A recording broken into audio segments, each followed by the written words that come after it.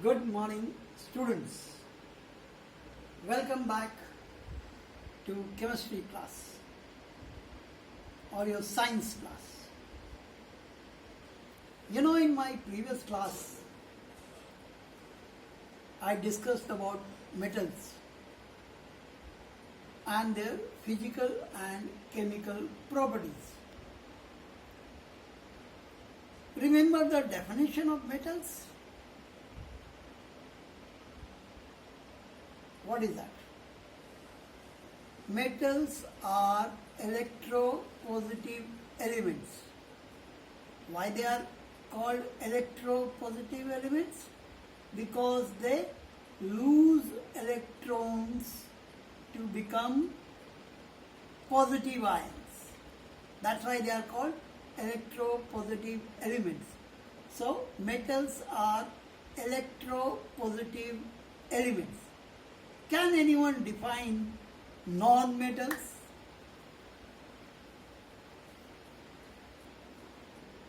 Think.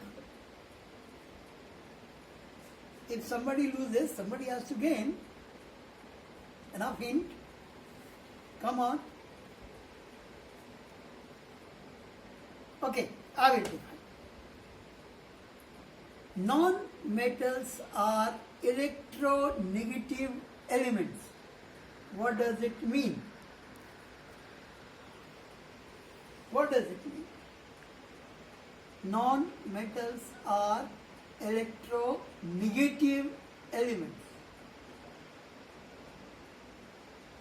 Go to my slides and see. Non-metals are electronegative elements. They gain electrons to become negative ion or ions. For example, chlorine gains one electron and becomes chlorine ion. Generally it is called chloride. Oxygen gains two electrons to become oxygen ion. In the name you will get oxide. So when you call sodium oxide, sodium is positive ion and oxygen is negative ion. That's why its name becomes sodium oxide. Now back. What we got? Non-metals are electronegative elements. They gain electrons to become negative ions. Good. How you see the non-metals? Some 114 elements we have found so far, or 119, whatever you call, that you will learn in your higher classes. So whatever elements we have found, we have categorized them in metals and non-metals.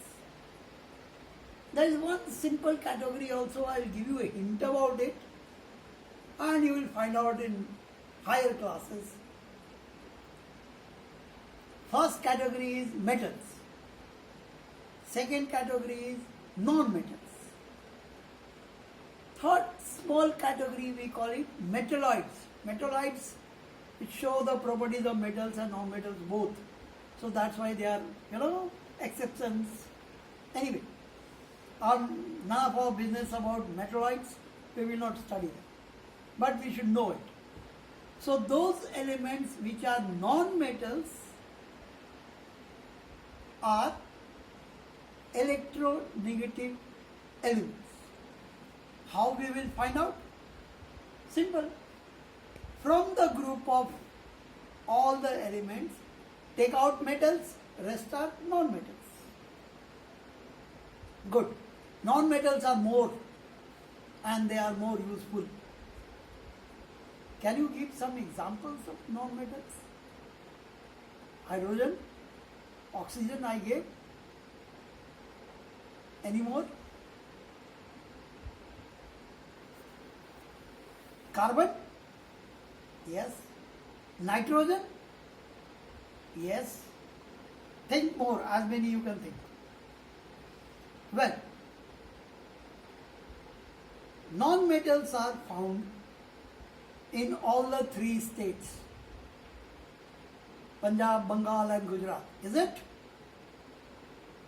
No. No. What is it? What are the three states? Non-metals are found in all the three states, that is solid, liquid, gas. So non-metals can be solid, can be liquid, can be gas, like that. For example, carbon is solid, oxygen is gas. Find out any liquid non-metal. Now, we have studied physical properties of metals. Non-metals have just opposite properties. For example, look at my presentation.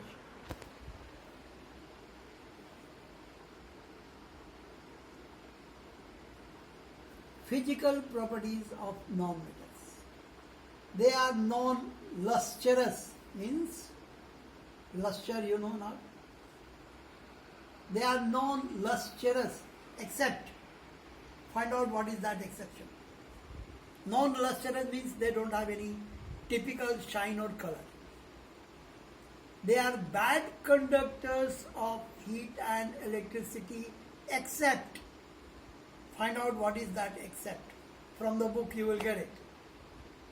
They are non-malleable and non-ductile. You know the meaning of malleable and ductile? If you don't know, see back my previous lesson. They are non-sonorous. You know what is the meaning of sonorous? Good, come back.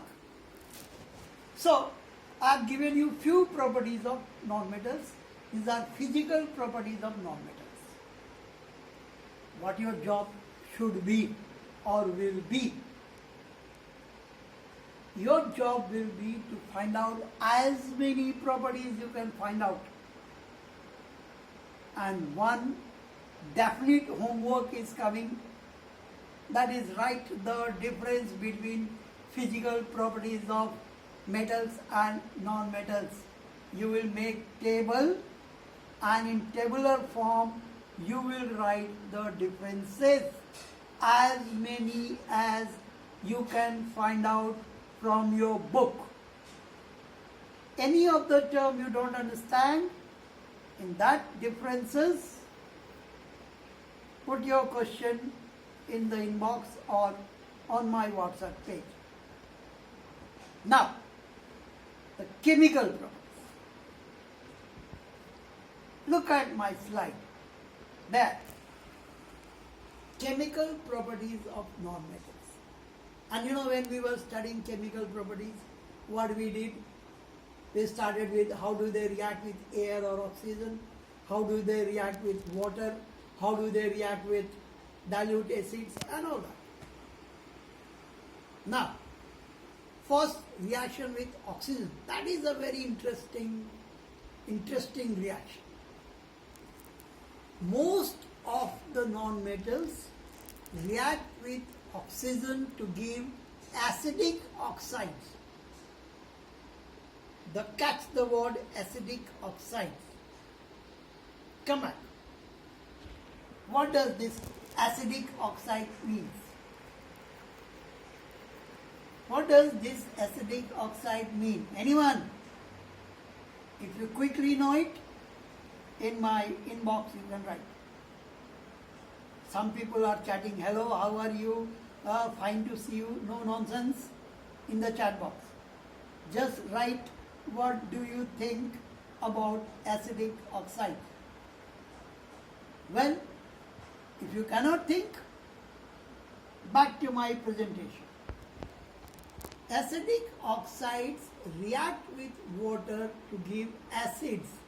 That's why they are called acidic oxides. For example, sulfur reacts with oxygen.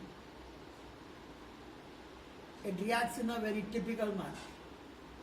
It makes sulfur dioxide, and that sulfur dioxide reacts with water, or rather combines with water to give you sulfurous acid. But sulfur also reacts with oxygen to give sulfur trioxide. And sulfur trioxide combines with or reacts with water to make sulfuric acid. This sulfuric acid, so you know, na? Come back. So, whenever non-metals react with oxygen, they make dioxide, means 2 oxygen. Simple oxide means 1 oxygen. Trioxide means 3 oxygen, like SO3 will be written somewhere. You know, sometimes you will get pentaoxide, like phosphorus reacts with oxygen to give you phosphorus pentaoxide, means 5 atoms of oxygen are there. Anyway, that is none of your business. We'll see when we go in higher classes.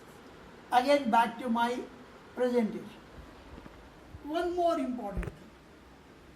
Some non-metals react with oxygen to give neutral oxides. Can you read it? Neutral oxides means those oxides are neutral, neither acidic nor basic. Very common example is hydrogen reacts with oxygen to give you water, and water is a neutral oxide. Come back. How you will check acid, base, neutral? That you have done in 7th standard. That litmus paper test. Got it? Good. When blue litmus turns red, it means the substance is acidic. When red litmus turns blue, the substance is basic. When litmus does not show any change in the color, substance is neutral. So the pure water, what you call it, distilled water. Distilled water is neutral. No color change of litmus paper. Little crazy work. If you can get any litmus paper, check what type of water you are drinking, whether it is acidic or basic, because of course you are not drinking pure water. Distilled water you should not drink, you cannot drink. Okay? So, quick recap what we learned, that non-metals react with oxygen to give acidic oxide. Why they are called acidic oxide? Because they dissolve, they react, they combine with water to give acids. Well, what can be our next reaction? That we will find out in next slide. Next slide you will find out how do they react with water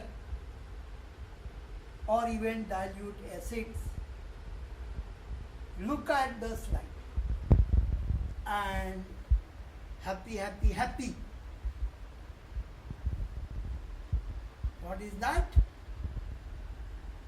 Non-metals do not react with water.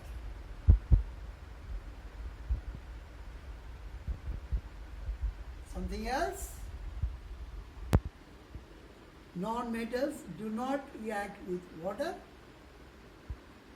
Non-metals do not react with dilute acids. Simple and clear? Good. Come back. Now another expected homework, easiest one.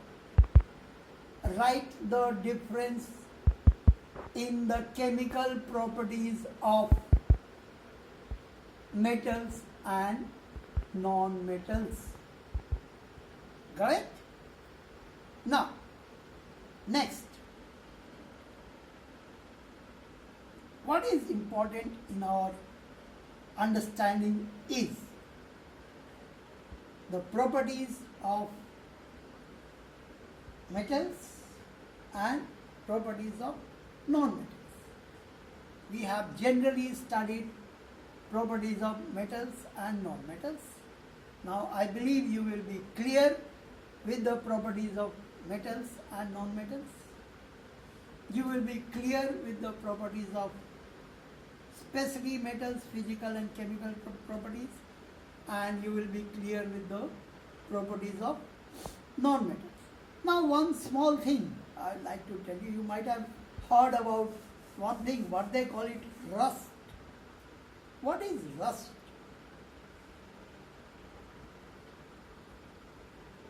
When metals react with oxygen, they make their oxides, and very prominent oxide is your iron oxide. When iron reacts with oxygen of atmosphere, take a nail, put it in a little moist air.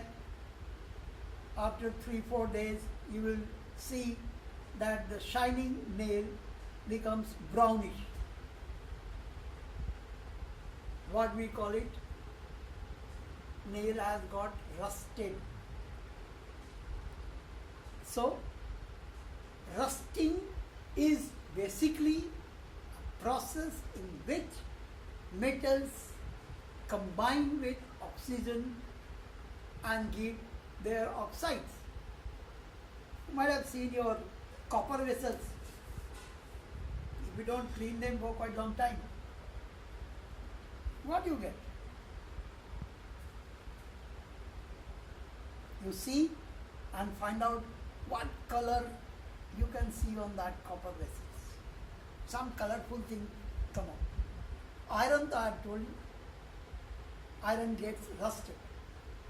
So rusting, you have understood, it is nothing but reaction of iron with oxygen in presence of moisture or in presence of little bit water.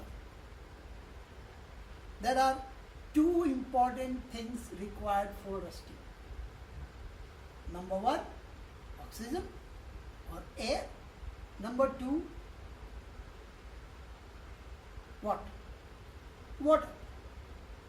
If any of this is missing, then iron will not get rust. What is the fayda and nuksan? If you leave the iron unattended, it will get rust and spoiled. It will not have the property of iron. Rather, it will become iron oxide. So, what we do? We take care of iron by avoiding that rusting. You might have seen all your grills are painted. Why they are painted? Because they want to see red, blue, black. No. Of course, there is aesthetics, there is beauty in it, but apart from that, why paint is there on iron materials? Because we want to avoid the contact with air and moisture, so that iron is safe and strong. It does not get rust. Correct? There are different methods to avoid rusting. That will be your little exploration. You explore and find out how you can avoid rusting. And for your kind information, if iron is allowed to rust, we will be losing lot of money. Lot of money means lot of money.